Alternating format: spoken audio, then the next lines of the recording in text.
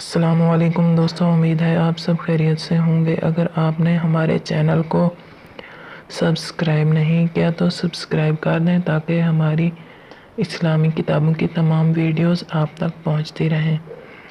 ہم رمضان المبارک کے حوالہ سے صحیح بخاری کی احادیث پڑھ رہے ہیں۔ آج ہم پڑھ رہے ہیں چیپٹر نمبر 60 اور 62، حدیث نمبر 1981 اور 83۔ ایام بیس کے روزے یعنی 13، 14 اور 15 تاریخوں کے روزے رکھنا۔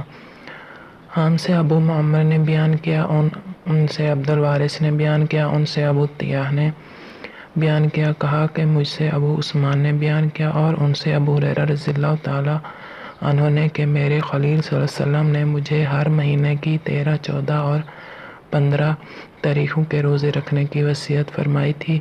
اسی طرح چاشت کی 2 رکعتوں کی بھی وصیت فرمائی تھی اور اس کی بھی کہ سونے سے پہلے ہی میں وتر پڑھ لیا کروں۔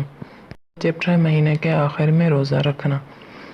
ہم سے سلت بن محمد نے بیان کیا، انہوں نے کہا ہم سے مہدی نے بیان کیا، انہوں نے کہا کہ ہم سے غیلان نے، سند امام بخاری نے کہا، اور ہم سے ابو النعمان نے بیان کیا، انہوں نے کہا کہ ہم سے مہدی بن میمون نے، ان سے غیلان بن جریر نے، اور ان سے مطرف بن حسین رضی اللہ تعالی عنہ نے بیان کیا کہ انہوں نے نبی کریم صلی اللہ علیہ وآلہ وسلم سے سوال کیا۔